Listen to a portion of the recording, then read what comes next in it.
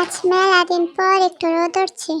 বাপরে বাপ, রোদের জন্য আমার শরীরটা একবারে কুচকায় গেছিল। এদিক সেদিক দিয়ে একদম জমে গেছে। এই শীতের মধ্যে আমার শরীরটা একদম জমা বরফ হয়ে গেছে। আমাকে হাত দিও না তো, মেজাজটা গরম করে না, সরো।